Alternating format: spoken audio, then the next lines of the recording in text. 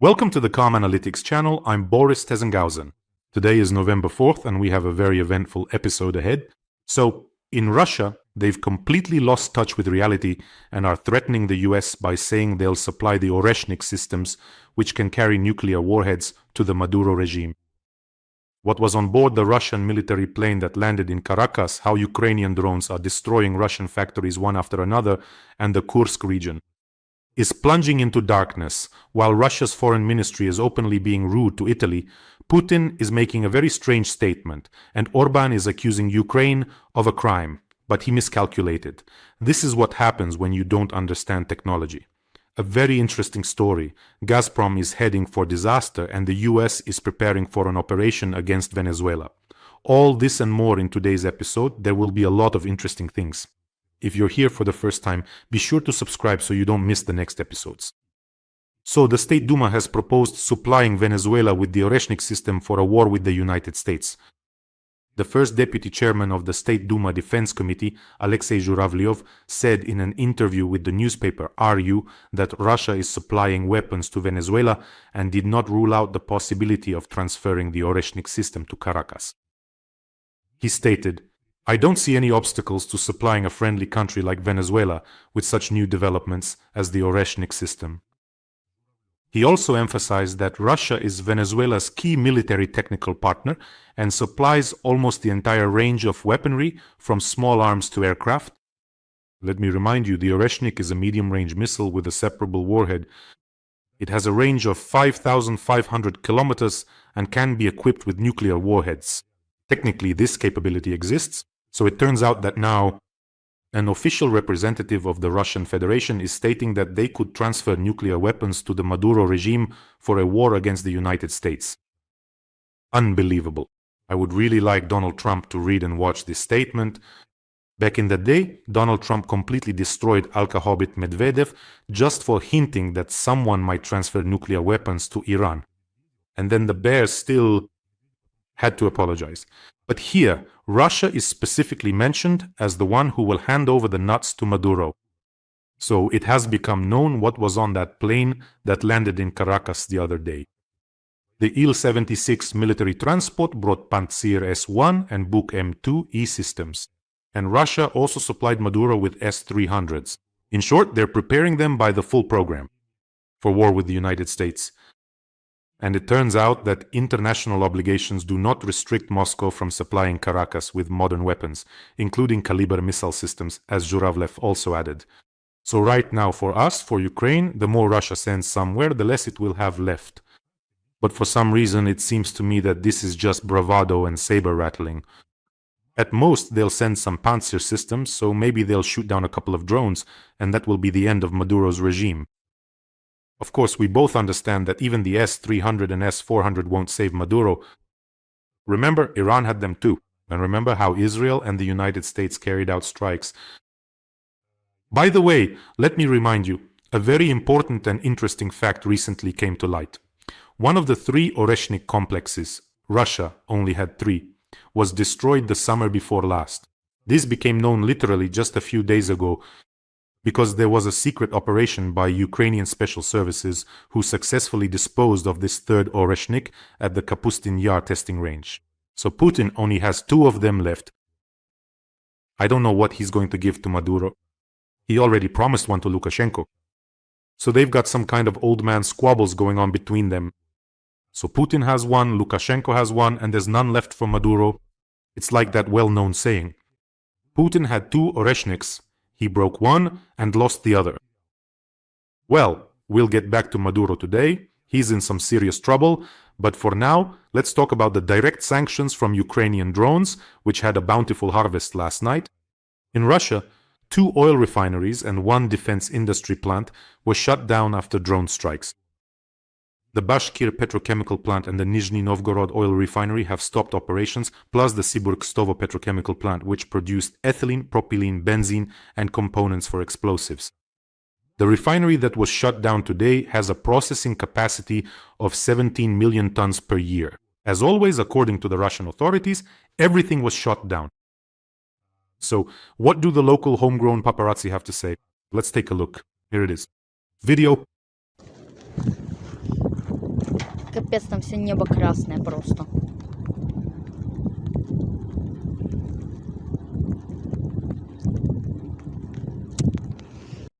Thank you, young journalist.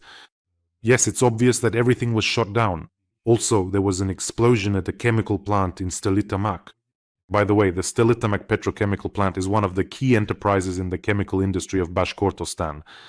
And naturally, its products are used in the defense industry complex. The local authorities? Now, this is very interesting. At first, it was reported that the industrial complex in Stelitamak was attacked by 2 drones. Both were shot down, and the debris fell in the industrial zone somewhere near the auxiliary workshop. A little later, there was a statement. This morning, as a result of the explosion, part of a workshop at the petrochemical plant collapsed. How is that possible? What kind of nuclear debris fell to cause a workshop to collapse like that? Have you ever seen anything like that? A workshop at a military factory, just imagine that. And now imagine this. The scale of the destruction, if even the Russian authorities themselves are forced to admit partial collapse of a workshop. I mean, usually when there's a direct hit and everything is burning, they just say, oh, it was a bang. But here, they actually had to talk about the collapse of the workshop. In local chats, the locals themselves are saying that the workshop is simply gone. Well, today is Unity Day in Russia. Let's wish them that all their oil refineries, petrochemical plants, military factories, and gas facilities achieve eternal unity with Ukrainian drones and missiles. The Russians really wanted Ukraine to be plunged into darkness, for us to have no water, no heat, no electricity. Yes, they wanted a blackout to happen in Ukraine, but there's one nuance. Today, the Kursk region in Russia was hit by a blackout after a drone strike. A strike on the substation put it out of commission.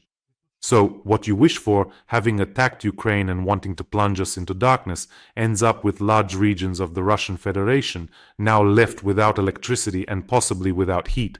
And this news is classic. It's just Russia in its purest form. The spokesperson for the Russian Foreign Ministry, Zakharova.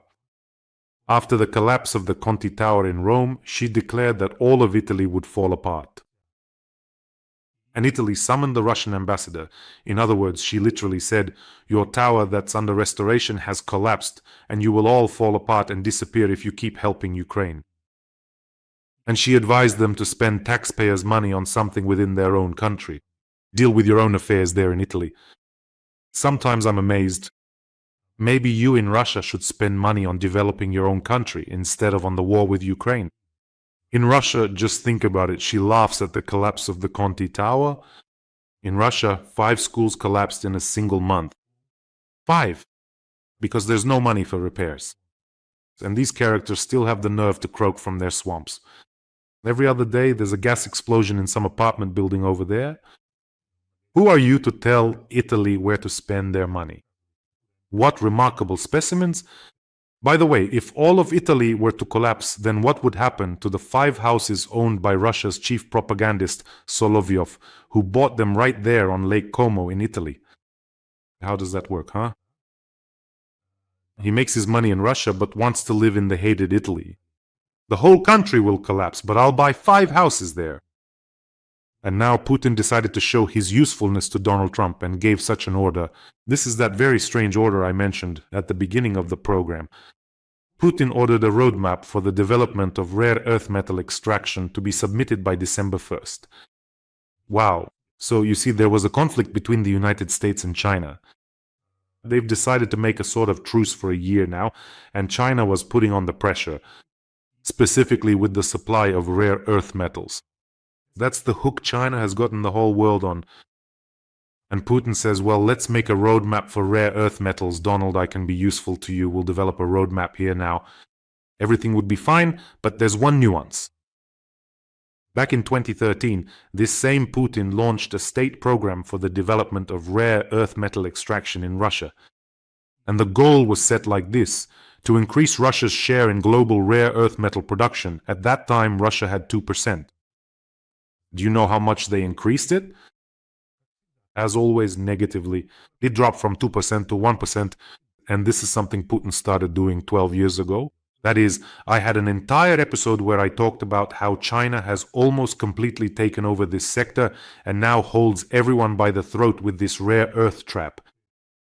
Well, and Putin's statement really echoes the words of another one of his senile buddies, his neighbor Lukashenko, who also once heard about rare earth metals when Donald Trump started making a deal with Ukraine. And he says, that's it. Lukashenko then gathered his cabinet, his government, and said, let's look for rare earth metals here. Maybe we can be of some use to Donald.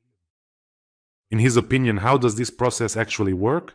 Did the ministers like pigs rush off to hunt for rare earth metals like truffles? Of course not.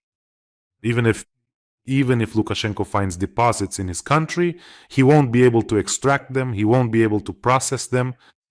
Despite all their technological advancements, the US sends 90% of its rare earth ore to China for processing. So for years, instead of clinging to his throne with blue fingers and smuggling cigarettes across the border with balloons, Lukashenko should have been doing something else. He should have been investing in science, and then maybe he wouldn't have needed to be friends with Putin. Well, what are we even talking about? By the way, friends, let me remind you, we have an important fundraiser going on. We've almost reached our goal for the first medical battalion, for our combat medics. Right now, they have an urgent need for ventilators, artificial lung ventilation devices. We are raising funds for Falco 202 ventilators for the frontline surgical team of the 1st Separate Medical Battalion. In this case, your donation directly saves lives. Our medics save the lives of our defenders, risking their own lives. The link to the fundraiser is in the description of this video. There's Mono, there's Private and PayPal for everyone who wants to help from abroad. And I always want to say a huge thank you for this help. To each of you personally, from myself and from our defenders. Thank you so much. If you don't see the payment details, there's a QR code you can use to access the fundraiser as well. And today I received a message from our legendary Azov, from the 1st Azov Corps. Remember, we were raising funds for drones for the snipers of the 1st Azov Corps. I sent them a few days ago, and now the drones are already with them. Here's a video with their thanks to you, friends. Take a look, it's very short. Від імені загону снайперів спеціального призначення бригади Азов приносимо велику подяку підписникам каналу Бориса Тізенгаузена за надані комплекти дронів. Слава Україні! And Trump himself recently stated on one of the programs that Maduro's days are numbered. Well, when asked a clarifying question about whether strikes would be carried out on Venezuelan territory, he said no, these are measures intended to intimidate Maduro's regime and the generals around him. Well, generally, when Donald Trump says he won't strike, he will strike. The campaign to intimidate Maduro is going successfully. And the scariest thing for him in this situation is that no specific demands are being made of Maduro. That is, if he were given demands to stop the trafficking or something else specifically, 1, 2, 3, point by point, and he could say, yes, I'll try to comply or start making excuses. But right now, in the end, no specific demands are being made of him. The US is simply targeting boats that transport illegal substances, but no demands are being made of Maduro. This suggests that no one intends to negotiate with him. In other words, they're not giving him an alternative option. By the way, I think that on the return trip, that IL-76, which brought him the Panzer system or something else, was already carrying some of Maduro's valuables. Remember how Assad was flying out his stuff by plane? Well, this is the same thing. I'm 200% sure that if Maduro flees, he'll flee to Russia. How could someone ruin their own country like that? I'm just amazed. First of all, Venezuela has the largest proven oil reserves in the world. It's ranked number 1. Just imagine what kind of country it could have been if it weren't for that dictator in power who just ran it into the ground. He put it under sanctions, millions of people left, people live in poverty, some shadow fleet is running around there. They're selling oil and so on. So just imagine, the largest proven oil reserves in the world. And to squander it all like that, literally. And just recently, this year's Nobel Peace Prize laureate and Venezuelan politician Maria Corina Machado called on the US to finish off that cockroach Maduro to free the country from the dictator, because she says there's no other way. According to reports, Maduro rigged about 35 different elections in Venezuela. That is, he imprisoned the opposition, pursued assassination attempts against them, and barred them from elections. I mean, he's a completely unhinged guy, absolutely. And by the way, Maria Corina Machado acted very wisely by dedicating her Nobel Peace Prize, which this year was awarded to Donald Trump. Speaking of people who have completely lost touch with reality, here's another one. Hungarian Prime Minister Viktor Orbán has ordered an investigation into a cyber attack on the main opposition party, TISA, claiming that Ukrainians were involved. He announced this in a video address on Facebook, calling the attack on his party's mobile app a scandal that has shaken Hungarian society. According to him, when they analyzed the database, it was found that one of the administrators was from Ukraine. Let me tell you now, this is what happens when, like Putin, you don't use the internet at all and have no idea how any of this works. So basically, Orbán said that Ukrainians were definitely involved and demanded an urgent investigation. So what happened? Data on about 20,000. The information of those who were registered in this app of Orbán's party was posted online. Phone numbers, emails, and so on. I read this news and decided to look into it. What kind of terrible hack was this? What did the Ukrainians do this time? Who are these Ukrainian hackers? Now fasten your seatbelts. This is what happens when an oil toad doesn't understand technology but fiercely hates Ukraine, and also passionately loves to kiss Putin's Botoxed ass. That's what's going on. When journalist experts started to investigate who actually made this TIS party app, where you register, get some news and so on, it turned out that among the list of people who administered this app and who had access to the database that was made publicly available, there was the name of a person from Ukraine.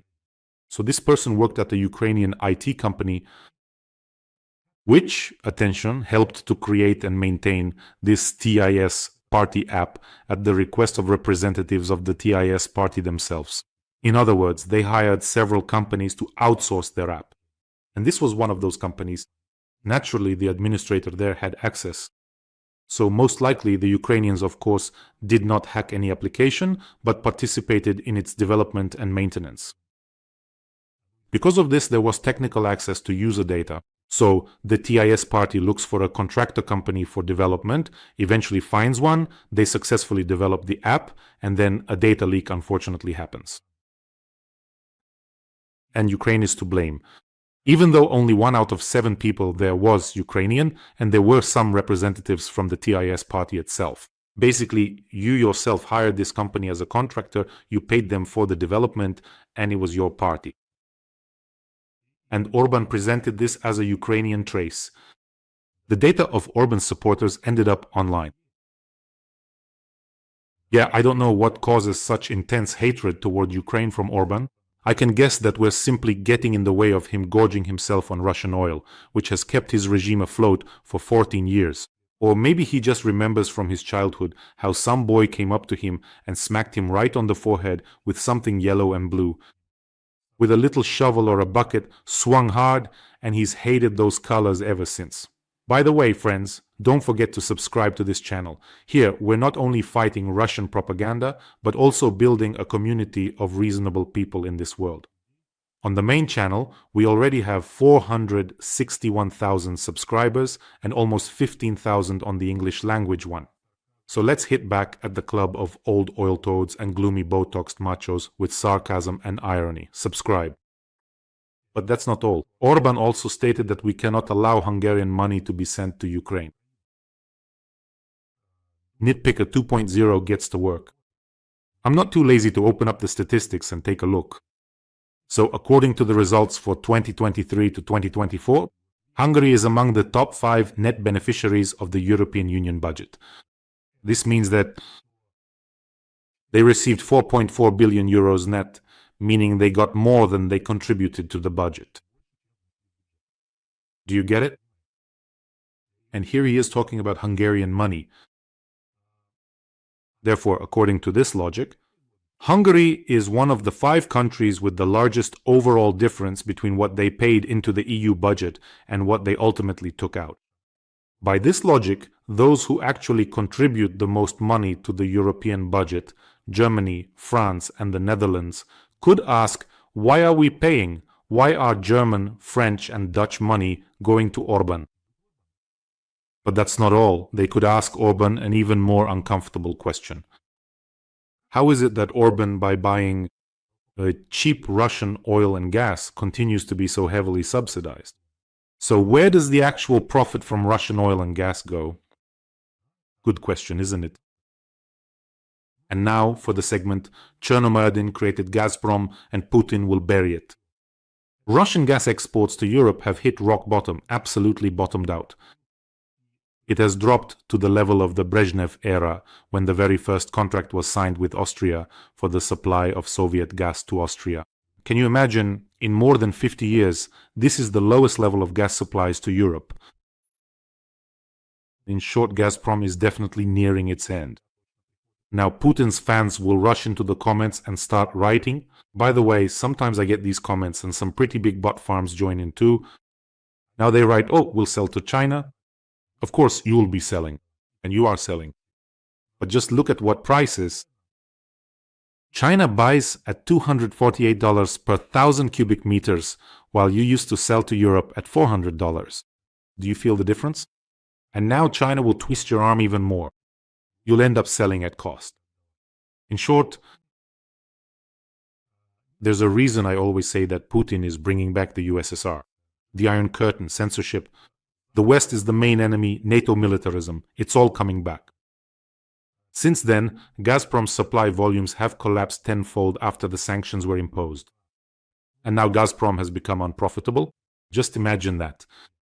Do you know what Gazprom's loss is this year? Let me put it in a way that's easier for Russians to understand. 122 million rubles per hour. Every hour. How do you like that? And now, one more question. Well, since the European markets are closed, and China isn't bottomless and can't buy everything, that must mean there should be more gas left for domestic consumers, for Russians. So does that mean gas can be sold to Russians at a lower price, since there's so much left on the market? But no, and even Russians themselves will tell you that gas hasn't become cheaper for them. In fact, it's gotten more expensive by more than 10%. So, despite the drop in exports to Europe, the domestic price isn't going down. On the contrary, it's rising. What kind of miracle is that? Because for Putin's failed policies, for Gazprom's bankruptcy, for the war, who has to pay for all that? That's right, the Russians. You've probably noticed how quickly in Russia they rush to raise every possible tax. Yes, you'll have to pay Russians. And now let's talk about Russia's greatness. Yes, we have gas. Once the war is over, maybe this will come as news to Russians, but you have a city, Krasnoyarsk, with a population of 1.2 million people, and it doesn't have gas. And there's no metro there either, even though it's a city with over 1 million people. But I looked at the statistics on promises. They've been promised that starting from 2028, there might be gasification of the Krasnoyarsk region. Do you know why? Do you know where this generosity comes from, that it will happen by 2028? Because the Power of Siberia 2 gas pipeline to China will be routed through there, more precisely through Mongolia to China. And they were promised that since we're laying the pipeline to China, you'll get some kind of branch from this pipe. Maybe we'll hook you up and you'll finally have gas, and the city of 1 million won't have to burn coal anymore. Can you imagine? This is what they call rising from our knees. By the way, they've also been building the metro there for 25 years. When Putin came to power, they promised to build a metro in Krasnoyarsk, and they're still building it to this day. Well, friends, take care of yourselves, take care of your loved ones, and subscribe to this channel. Let's support our combat medics, our guardian angels. The details are in the description. Wishing us all a peaceful day and glory to Ukraine.